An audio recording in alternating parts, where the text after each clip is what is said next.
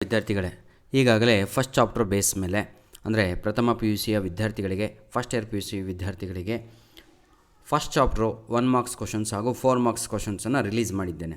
ಅದರಲ್ಲೇ ಬರೋದು ಸರ್, ಮತ್ತು ಯಾವುದು ಬರಲ್ಲ. ಎನಿಹೌ, ನಿಮ್ಮ ಒಂದು ಆಶೀರ್ವಾದ ಕೂಡ ಬೇಕು, ಮಕ್ಕಳ ಪ್ರೀತಿ ಕೂಡ ಬೇಕು. ಓಕೆ, ದಿ ಸ್ಕೂಲ್ ಬಾಯ್ ಅಂತ ಒಂದು ಪೋಯಮ್ ಇದೆ, ಸುಂದರವಾದ ಒಂದು ಕವಿತೆ ಇದೆ, written by William ಬ್ಲೇಕ್.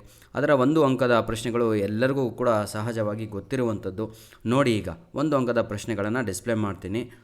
Who do you think I ಅಂತ ಪದ್ಯದಲ್ಲಿ ಬಂದಿದೆ. ಐ ಅಂದರೆ ಯಾರು ಅಂತ ಕೇಳಿದ್ದಾರೆ. ಓಕೆ, ಇಲ್ಲಿ ಸ್ಕೂಲ್ ಬಾಯ್ ಅಂತ ತಾವುಗಳು ಬರಿಬೇಕು. ಅರ್ಥ ಆಗತ್ತಲ್ವಾ? ಅಷ್ಟೇ, ಮತ್ತೇನೂ ಇಲ್ಲ.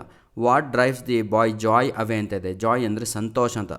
ಮಗುವಿನ ಸಂತೋಷವನ್ನು ಡ್ರೈವ್ ಅಂತ ಹೇಳಿದರೆ ಎಳೆದದ್ದು, ಅವೇ ಅಂತ ಹೇಳಿದರೆ ದೂರವನ್ನು ಮಾಡಿದಂಥದ್ದು ಏನು ಅಂತ ಕೇಳಿದರೆ ಶಾಲೆ ಅಂತ ಬರಿಬೇಕು. ಅದೇ ನಿಮ್ಮ ಪದ್ಯದ ಹೆಸರು.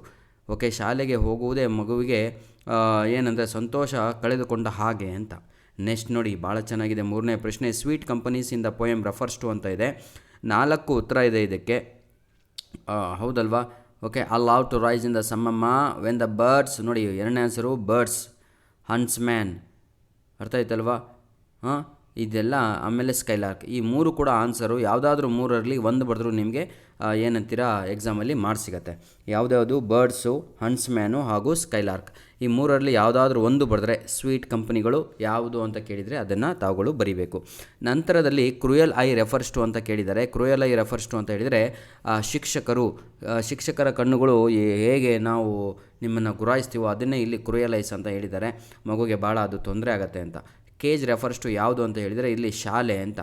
ಬರ್ಡ್ ರೆಫರ್ಸ್ ಟು ಅಂತ ಕೇಳಿದರೆ ಅದನ್ನು ಸ್ಕೂಲ್ ಬಾಯ್ ಅಂತ ಬರೀರಿ. ಅಂದರೆ ಪಂಜರದಲ್ಲಿರುವ ಪಕ್ಷಿಯ ಹಾಗೆ ಮಗು ಕೂಡ ಶಾಲೆಯ 4 ಗೋಡೆಗಳ ಮಧ್ಯೆ ತನ್ನ ಜೀವನವನ್ನು ನಡೆಸುತ್ತೆ ಅಂತ. ಇಷ್ಟರಲ್ಲೇ ನಿಮಗೆ 1 ಅಂಕದ ಪ್ರಶ್ನೆ, 2 ಪ್ರಶ್ನೆಗಳು ಬರ್ತವೆ. ಈಗ 5 ಕೊಟ್ಟಿದ್ದೀನಲ್ವಾ, 5ರಲ್ಲಿ 2 ಕ್ವಶನ್ಸು ಗ್ಯಾರಂಟಿಯಾಗಿ ಬರ್ತವೆ. 4 ಅಂಕದ ಪ್ರಶ್ನೆಗಳು ಪ್ರೀತಿಯ ವಿದ್ಯಾರ್ಥಿಗಳೇ. ಆನ್ಸರು ಕೂಡ ಬೇಕು ಅಂತ ಹೇಳಿದರೆ ಡಿಸ್ಕ್ರಿಪ್ಷನ್ ಬಾಕ್ಸಲ್ಲಿ ಸ್ವಲ್ಪ ತಡ ಆಗ್ಬೋದು. ಆದರೆ ಈಗಾಗಲೇ ಅದು ಎಲ್ಲ ರಿಲೀಸ್ ಆಗಿದ್ದಾವೆ ವಿಡಿಯೋಸು. ಫೆಬ್ರವರಿ ತಿಂಗಳಲ್ಲೇ ಕ್ವಶನ್ ವಿತ್ ಆನ್ಸರನ್ನೇ ಅಪ್ಲೋಡ್ ಮಾಡಿದ್ದೇನೆ. ಸ್ವಲ್ಪ ಕೆಳಗಡೆ ಅಲ್ಲಿ ಇಲ್ಲಿ ಸ್ವಲ್ಪ ಬ್ರೌಸ್ ಮಾಡಿದರೆ 4 marks important questions for first year P U C, 6 marks important question for first year P U C, ಹೀಗೆಲ್ಲ ಸಪ್ರೇಟಾಗಿ ವಿಡಿಯೋವನ್ನು ಮಾಡಿ ಅಪ್ಲೋಡನ್ನು ಮಾಡಿದ್ದೇನೆ. ಅದನ್ನೆಲ್ಲ ನೋಡ್ಕೊಂಡ್ರೆ ನಿಮಗೆಲ್ಲ ಕೂಡ ಹೆಲ್ಪ್ ಆಗುತ್ತೆ. ವಿಡಿಯೋ ಭಾಳ ಲೆಂತಿ ಆಗುತ್ತೆ, ಹಾಗಾಗಿ ಸ್ವಲ್ಪ ಫಾಸ್ಟಾಗಿ ಮುಗಿಸ್ತಾ ಇದ್ದೇನೆ. Describe the boys experience in the school ಅಂತ ಇದೆ.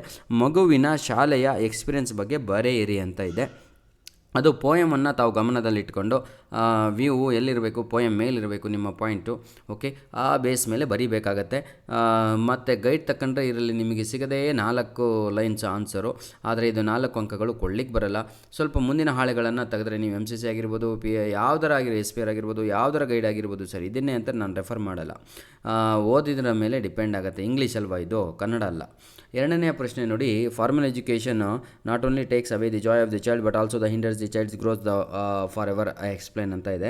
ಅಂದರೆ ಮಗುವಿಗೆ ಈ ಫಾರ್ಮಲ್ ಎಜುಕೇಷನ್ನಿಂದ ಏನಾಗುತ್ತೆ ಅಂದರೆ ಸಂತೋಷ ಎಲ್ಲ ಕಿತ್ತೋದಂಗೆ ಆಗುತ್ತೆ. ಫಾರ್ಮಲ್ ಎಜುಕೇಷನ್ನು ಅಂತ ಹೇಳಿದರೆ ಶಾಲೆಗೆ ಹೋಗಿ ಪಡೆಯುವಂಥ ಶಿಕ್ಷಣವನ್ನು ಫಾರ್ಮಲ್ ಎಜುಕೇಷನ್ ಅಂತ ಕರಿತೀವಿ. ಇನ್ಫಾರ್ಮಲ್ ಎಜುಕೇಷನ್ ಅಂತ ಹೇಳಿದರೆ ಮನೆಯಲ್ಲೇ ಕುಂತು ತಮ್ಮ ದೂರ ಶಿಕ್ಷಣವನ್ನು ಪಡಿತೀರಲ್ವ, ಅದನ್ನು ನಾವು ಏನಂತೀರ ಡಿಸ್ಟೆನ್ಸ್ ಎಜುಕೇಷನ್, ಅದನ್ನು ನಾವು ಇನ್ಫಾರ್ಮಲ್ ಎಜುಕೇಷನ್ ಅಂತ ಕರಿತೀವಿ. ಎನಿಹೌ ಪ್ರೀತಿಯ ವಿದ್ಯಾರ್ಥಿಗಳೇ, ಇವೆಲ್ಲ ಇಂಪಾರ್ಟೆಂಟ್ ಕ್ವಶನ್ಸು ನಿಮ್ಮ ಎಕ್ಸಾಮಿಗೆ ಬರುತ್ತವೆ. ಮುಂದಿನ ವೀಡಿಯೋಗಾಗಿ ಕಾಯ್ತಾರೆ ಅಂತ ವಿಡಿಯೋನ ಇಲ್ಲಿಗೆ ಮುಗಿಸ್ತೇನೆ. Please share our videos to your friends. Thank you so much.